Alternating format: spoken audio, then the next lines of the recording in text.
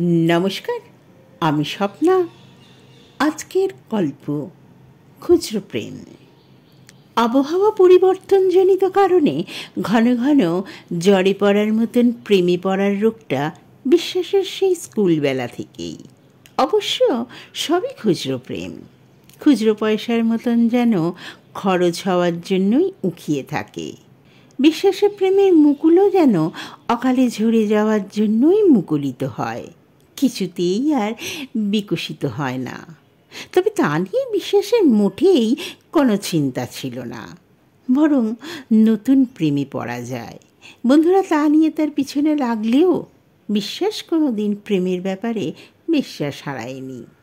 একদিন কোনো না কোনো প্রেমদাত্রী তার প্রেমে সাড়া দিবে, এটা দৃঢ় বিশ্বাস। সেই বিশ্বাসেই প্রেমের ময়দানের সামনে লড়ে চলেছে সে। বিশ্বাস আমাদের সহপাঠী, তার পোশাকি নাম বিশ্বাস পাল।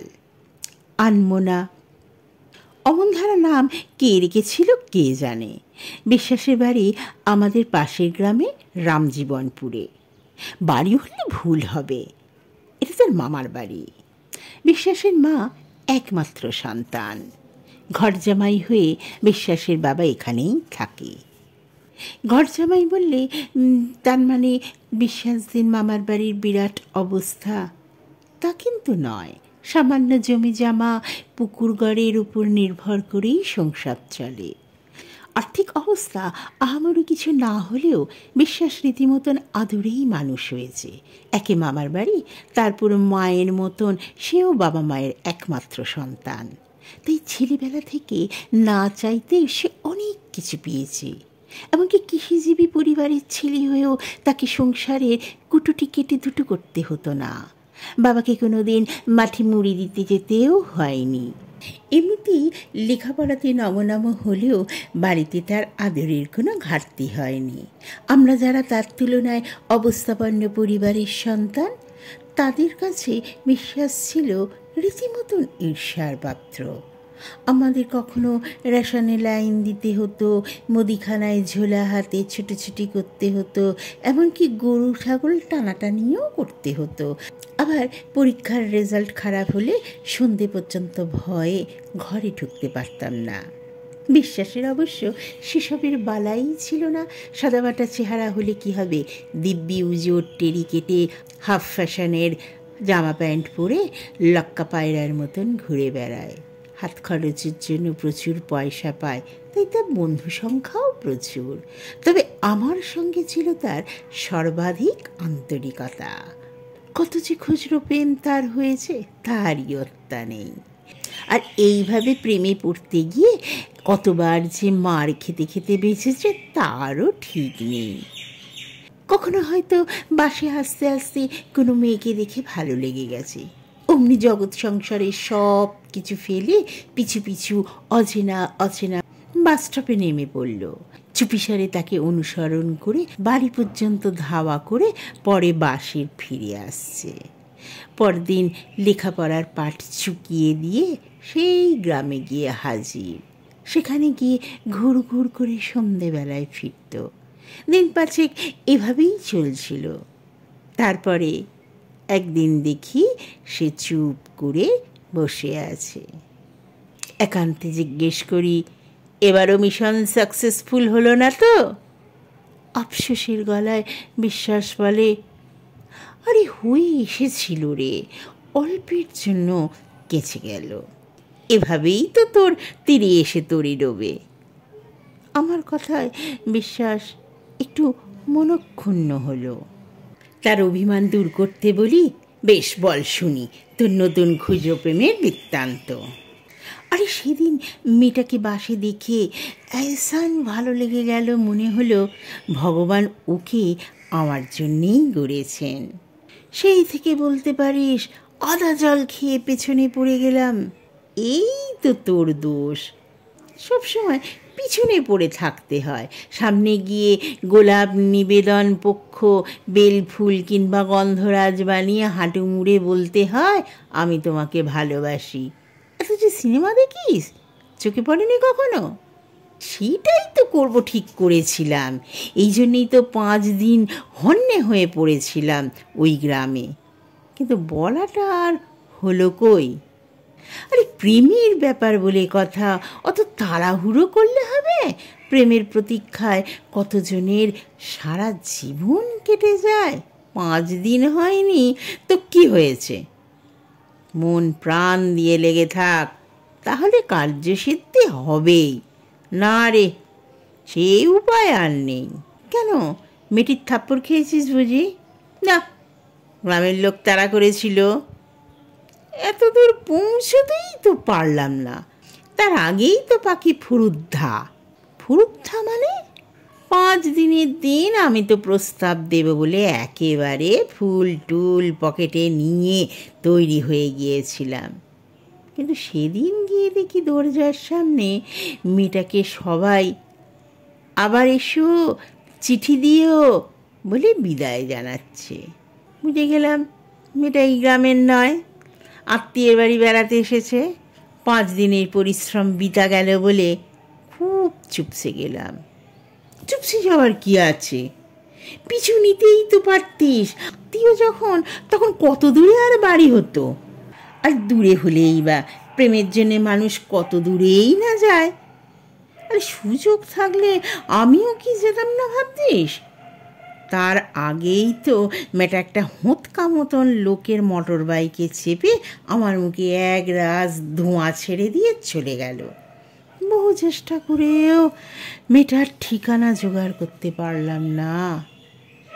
খুব হতাশ শোনায় বিশ্বাসের গলা। দেখে মনে হলো তার মুখে যেন এখনো সেই মোটর বাইকের ধোঁয়া লেগে আছে। খুব মায়া হলো আমার। এভাবে প্রেমের অকাল মৃত্যু। তাকে সান্ত্বনা দিতে প্রবৃত্ত হই। কি আর করবি বল, মন খারাপ করিস না।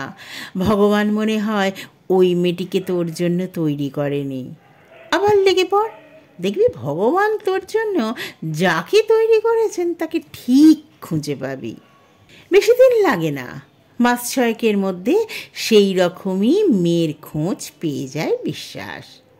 তার অন্তত সেই রকমটাই দাবি। আমরা তখন ক্লাস 10-এ পড়ি। সেই সময় 9-এ এসে ভর্তি হয় শম্পা চ্যাটার্জি নামে শহরের একটি মেয়ে।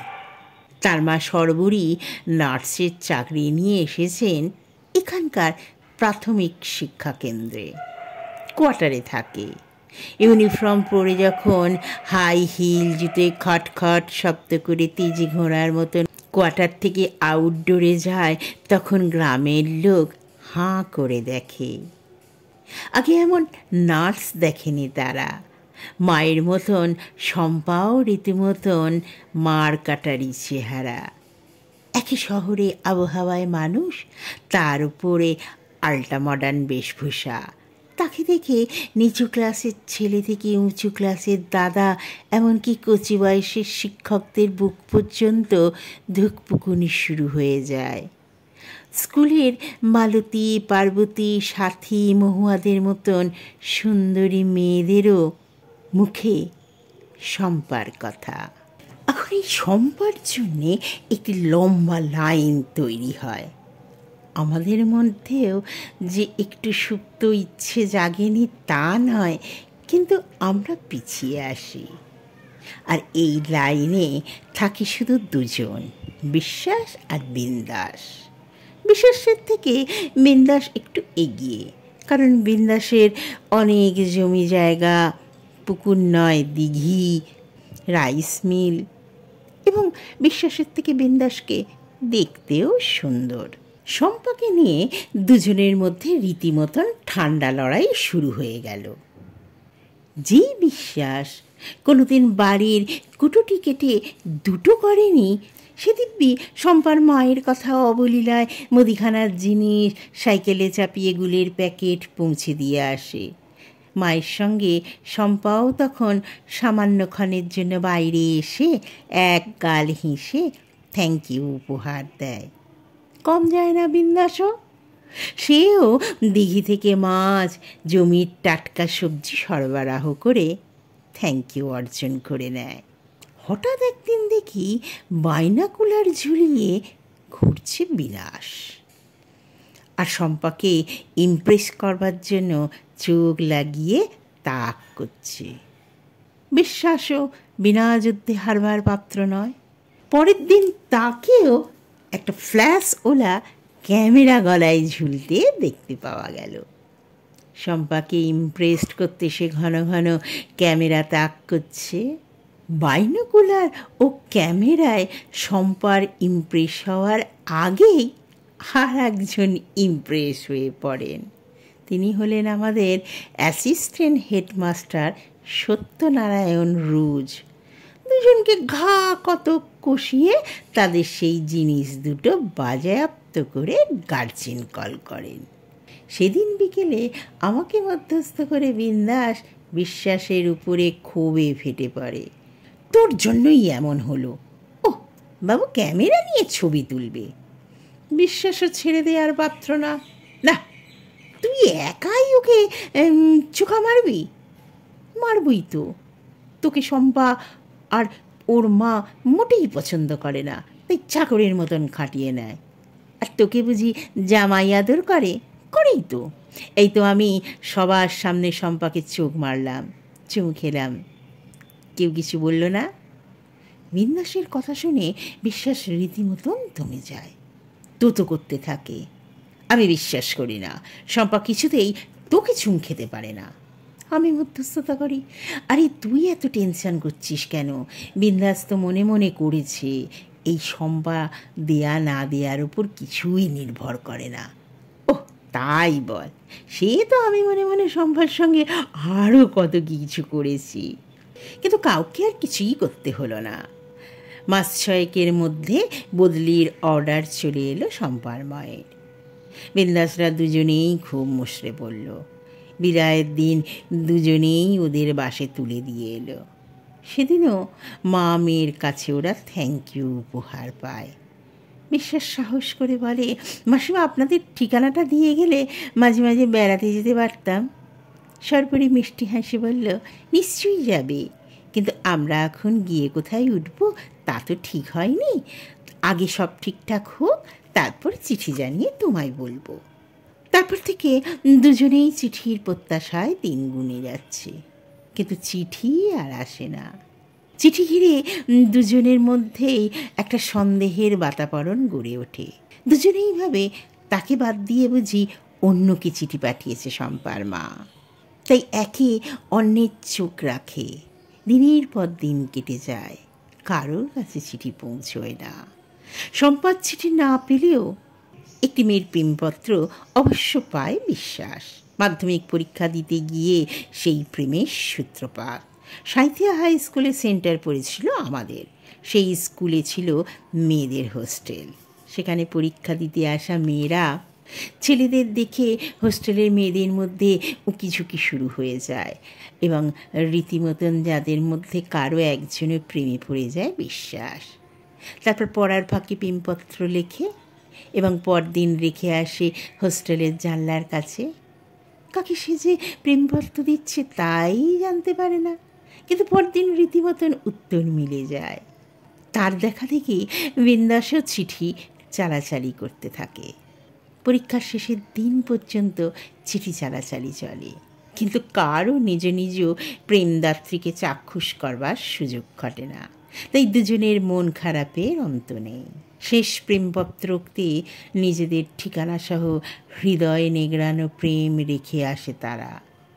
ফের শুরু চিঠির প্রতীক্ষা। দিন 10 মধ্যে তিতলির কাছ থেকে বিশ্বাসের নামে চিঠি এসে পৌঁছয়। আর তাকে পায় কি? এতদিনে বিন্দাসকে ব্যাকফুটে ফেলতে পেরেছে, রীতিমতন উচ্ছ্বাসিত। চিঠিটা হাতে করে নিয়ে বলে, তুই পড়ে শুনিয়ে দে, ঠিকানা লেখা আছে, ওকে দেখাস না। অগত্যা আমাকেই পড়তে হলো চিঠি। প্রিয়তম, যখন হোস্টেলে ছিলাম তখন বুঝিনি তুমি আমায় এতখানি হৃদয়ে জুড়েছিলে। তোমাকে ছেড়ে থাকতে একেবারে বাড়িতে মন টিকছে না। সবসময় তোমার মুখটা মনের পর্দায় ভেসে উঠছে। ঠিকানা দিলাম, চিঠি পাওয়া মাত্রই তুমি চলে এসো। চিন্তা নেই, আমার বাবা মা খুব ভালো মানুষ। তাদের বলেছি তুমি আমাকে একটা ছেলের হাত থেকে বাঁচিয়েছ, তারাও তোমার সঙ্গে আলাপ করতে চান। অধিকার কি লিখব, সাক্ষাতে সব কথা হবে। তুমি আমার অনেক আদর ভালোবাসা নিও। এটি তোমারই তিতলি। চিঠিটা নিয়ে নিজের পকেটে ঢুকিয়ে রেখে বিন্দাসের মুখের দিকে করুণার দৃষ্টিতে চেয়ে থাকে বিশ্বাস। শহর এলাকার একটি মেয়ে প্রেমপত্র পাঠিয়েছে, এ কি কম গর্বের ব্যাপার? বিন্দাসের মুখে তখন পরাজিত সৈনিকের মতন এক রাস গ্লানি। নিজেকে সান্ত্বনা দেওয়ার মতন করে সে বলে, আমারও আসবে, আসার সময় চলে যায়নি। পরদিন প্রেমিকার সন্ধানে রওনা দেয় বিশ্বাস, আর আমরা দিনভর তার ফেরার প্রতীক্ষায় থাকি। কেমন প্রেমালাপ হলো জানবার জন্য তর্স হয় না। সন্ধ্যের আগে এক রাস বিষণ্ণতা নিয়ে ফিরে আসে সে। তার মুখ দেখেই বোঝা গেছে কেস জন্ডিস। বাড়িতে ডেকে কেলানি খাওয়ালো নাকি মেয়েটা? সাহস করে কিছু জিজ্ঞেস করতে পারছি না। বেশ কিছুক্ষণ মাথা নিচু করে বসে থাকার পর বিষাদগ্রস্ত গলায় বিশ্বাস বলে, আচ্ছা, আমি এত বোকা সবাই কী করে বুঝতে পেরে যায় বলতো? তার প্রশ্ন আমাকে নাড়িয়ে দেয়। বুঝে যাই এবারও বড় বেশি দাগা খেয়েছে। সহানুভূতির সঙ্গে জিজ্ঞাসা করি, কেন রে, কি হলো? দুর্গাপুরে এই নামে কোনো জায়গাই নেই রে, ঘুরে ঘুরে হয়রান হলাম। মেয়েটা কেন যে আমার সঙ্গে এমন করলো কে জানে। বিশ্বাস জানতে না পারলেও মেয়েটা যে ওর সঙ্গে মজা করেছে তা আমাদের বুঝতে অসুবিধা হলো না। ওকে সান্ত্বনা দিই, বাদ দে তো, ওরা সব বাজে মেয়ে, দেখবি তুই একদিন খুব ভালো মেয়ের সন্ধান পাবি। বিশেষ জবাব দেয় না। এই ঘটনার পর সে একটু চুপচাপ হয়ে যায়। খুচরো প্রেমে পড়ার রোগটাও সেরে যায়। অপ্রত্যাশিতভাবে মাধ্যমিকে ফেল করে বিশ্বাস, তারপর আর পড়েনি।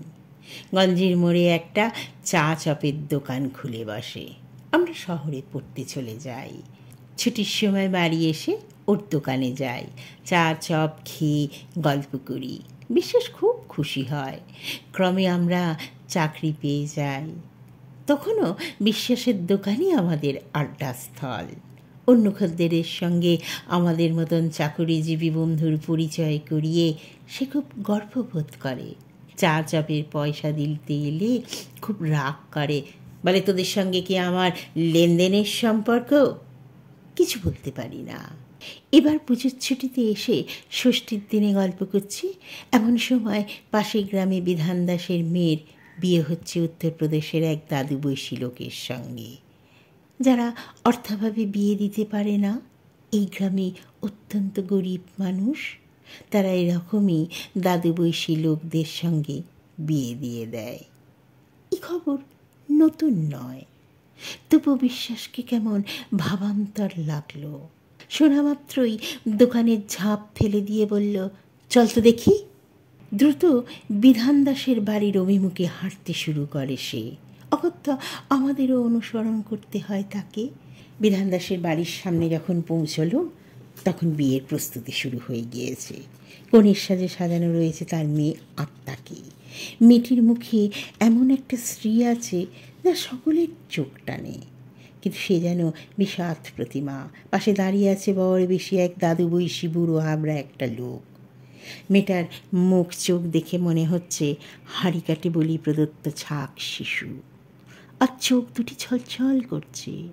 লোকটি তার স্মৃতিতে সিঁদুর ছোঁয়ানোর উপক্রম করলেই বিশ্বাস গর্জে ওঠে, দাঁড়াও, এই লোকটার সঙ্গে মেয়েটার বিয়ে কে দিচ্ছে শুনি? লোকটি থতমত খেয়ে যায়। বিধান দাস কাচুমাচি করে বলে ওঠে, কি করব বাবা, কন্যা দেয় বলে কথা, টাকা পয়সা খরচ করে বিয়ে দেওয়ার সামর্থ্য তো আমার নেই, তাই। কিন্তু এ তো বিয়ের নামে বলি দেয়া হচ্ছে, জলে ফেলে দেয়া হচ্ছে মেয়েটাকে। সব জানি, কিন্তু এছাড়া আমার যে আর কোনো উপায় নেই। অন্য কেউ বিনা পয়সায় বিয়ে করলে দেবেন? তাহলে তো বেঁচে যাই বাবা। সব জেনে কোনো বাবা তার মেয়েকে জলে ফেলে দেয় বলো তো? বিশ্বাস মেয়েটির সামনে গিয়ে জিজ্ঞাসা করে, আমাকে তোমার পছন্দ হয়? বিয়ে করতে আপত্তি নেই তো? মেয়েটি বিশ্বাসের মুখের দিকে চেয়ে ঘাড় নেড়ে সম্মতি জানায়। বিশ্বাস আর সময় নষ্ট করে না। লোকটির হাত থেকে সিঁদুর কৌটোটা নিয়ে মেয়েটির স্মৃতিতে পরিয়ে দেয়। বৃদ্ধ লোকটি গাঁইগুঁই করে কী যেন বলার চেষ্টা করে। মেয়েদের উলুধ্বনিতে চাপা পড়ে যায়। আমরা আবেগ আপ্লুত গলায় জিজ্ঞাসা করি, কিরে, মেয়েটার সঙ্গে তোর চেনাশোনা ছিল নাকি? কাশ্মীর কালেও না? তাহলে বলা নেই কমা নেই দুম করে বিয়ে করে ফেললি যে বড়? বিশ্বাস মজার করে হেসে বলল, দেখলি তো, ওর আর ওর বাবার সঙ্গে কথা বলেই তো সিঁদুর পরালাম। আগে তোরা বলতিস না খুচরো প্রেম? মেয়েটাকে দেখে সেই খুচরো প্রেমেই পড়ে গেলাম। মনে হলো ভগবান ওকে আমার জন্যই তৈরি করেছিল। মেয়েটির মুখ থেকে ততক্ষণে বর্ষার মেঘ সরে গিয়ে শরতের আলো হাসছে। দূরে কোথাও আগমনী সুরের গান ভেসে আসছে। মা আসছে বাপের বাড়ি, বিধানের বাড়িতে কেবল উল্টো পুরাণ। মা চলেছে শ্বশুর বাড়ি।